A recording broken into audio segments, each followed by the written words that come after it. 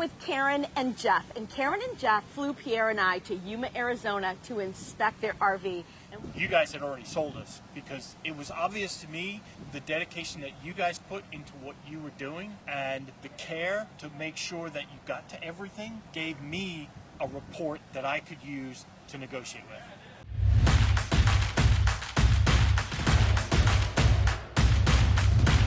So we're here with Karen and Jeff, and Karen and Jeff flew Pierre and I to Yuma, Arizona to inspect their RV. I'm a pilot, I'm also an aircraft inspector myself, so I understand airplanes, I understand what it is involved in a multi-million dollar asset.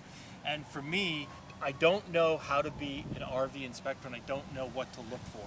So for me to do it, I would probably only get a quarter of the way through it and not really know what I was looking at. So for me, you hire the expert that is an expert at what they do to tell you what you should or shouldn't be doing when you don't know yourself. And I admit I don't know it myself. So I had spoke to probably, I'll say 20. It probably is more than that, but 20. And I asked them all questions and then I would call them back after I realized, okay, I need to ask this question. And going down the line, I realized that this was an on-the-job training for most of those inspectors because they either didn't know the specific coach that we were looking at or they didn't really know all the things they needed to inspect. And so for me, finding the right person to do it or persons to do it was key to getting it done right and finding that if we bought the coach, we were buying something that for us was worth buying. So when you were considering purchasing your RV, how was the seller? Were they open to an RV inspector? Well, I'll answer that two ways, yes and no. Yes, he was, but very nonchalantly, but every time we would say, well, we're gonna get a private inspector if we decide to go further, he was like, okay, but this is pristine, this is really great, you won't really need to do that. But we had always at that point were going to get an inspector, a private person to tell us what we need to know about it. He was accommodating, but he was also, I don't want to say not telling the truth, but I think he was embellishing on what he felt was the truth. Right, and a little condescending that we didn't know much about motorhomes. This is our first motorhome, and that he doesn't put a lot of faith in inspectors, and this is the most pristine motorhome we'd ever find. And he had no idea how much research I had put into finding an inspector. As we were doing the research, she was on YouTube watching everybody and their brother, and we actually stumbled across you guys, and so we watched one and then we watched another and another and another, and I was like, these people are really doing an inspection. This is not a 2-minute look at it, kick the tires and walk away kind of a thing. And so what actually sold us on you guys was we called you and asked you a question. And instead of saying, oh, well, you know, I can answer that, but I've got to come there and look at it and try to get money out of my pocket, you took all the time, not only on the phone, but actually FaceTiming, you took all the time to answer our questions and make sure we were satisfied with the answer, even if we weren't going to hire you, which of course, down the road, after 3 or 4 phone calls, many times we talked about certain different things, you guys had already sold us because it was obvious to me the dedication that you guys put into what you were doing, the care to make sure that you got to everything gave me a report that I could use to negotiate with. When we decided on several different models, one was the Newmar, one was the Winnebago Tour that we liked the floor plan of, although that one did not have the side radiator. I joined a lot of the Facebook groups, a lot of the buy-sell motorhome groups, and I asked in each one of them for an inspector. Who should I go to? What should we do? While he's calling on the phone, just interviewing people, I'm interviewing owners and asking them what inspectors they used.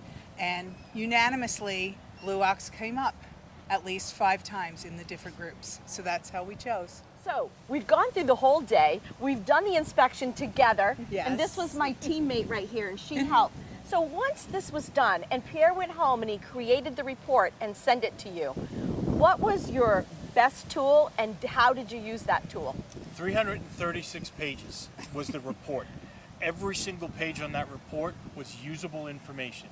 I went line by line and wrote down everything that needed to be done. And not just, okay, there's a little minor scratch here. That's not part of it. But it was the nuts and bolts problems with the RV. And then I called probably 4, maybe 5 different companies around the United States, and I got pricing for all of this stuff. And I spent a lot of time on the phone with Newmar to try and extract out of them what it would be. And then I started writing the prices down, and I averaged all the prices. So there were the highs, the lows, and the middles. I averaged all the prices, and I came up with the grand total of everything it would need to fix it.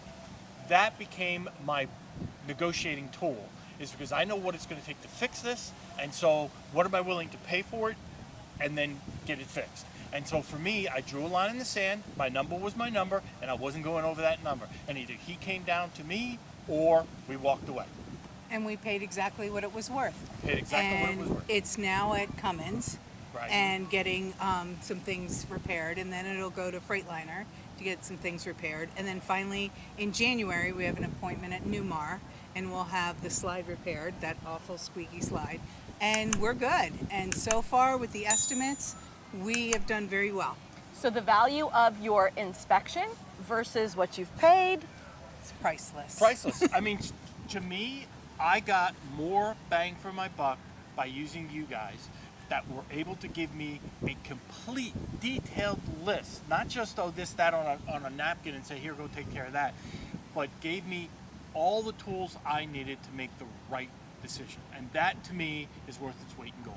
And what our viewers would love to know is, how did you research your RV, and what was your criteria?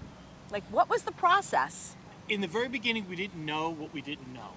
So we kind of made individual lists of what we thought was important. And as we did the research, not having any particular floor planning or manufacturer, we started to realize, okay, that's not as important, but this is more important. So this went to the top of the list versus somewhere else on the list.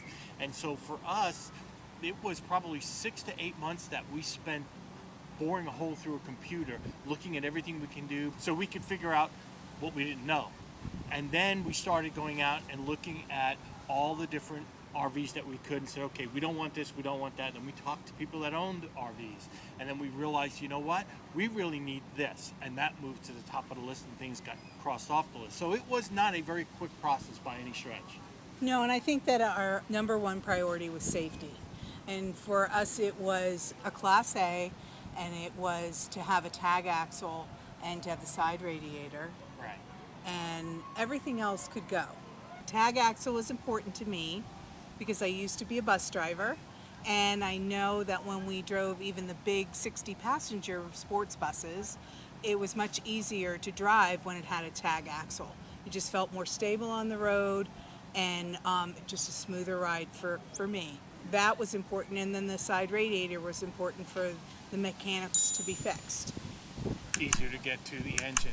For me, the tag axle was important because you've got 30, 40, 50,000 pounds sitting on the ground. To have another axle distribute the weight is going to make the ride that much more enjoyable. We did drive single axle and we did drive the tag axle, and there is leaps and bounds difference between the two. I think when you're going down the road at 65 miles an hour, it is so much more comfortable to drive it, less stress, less fatigue, because you have that. And the 450 Cummins engine. Right. Well, we wanted horsepower too because we wanted to be able to pull something, so we got the bigger motor. Right, and that was our major criteria, those three. The powerful motor, side radiator, and the tag axle. Everything else, we just moved down the list. We originally wanted a king-size bed. Well, this one didn't have one, and it wasn't that important to us, so we got our priorities, and we found one. In making that decision, what did you purchase? We purchased a 2014 Newmar Dutchstar, and for us, it's perfect. And I'm going to link the video above so you can all see what they did purchase. So remember, and do never forget, it's not about the destination, it's all about the journey.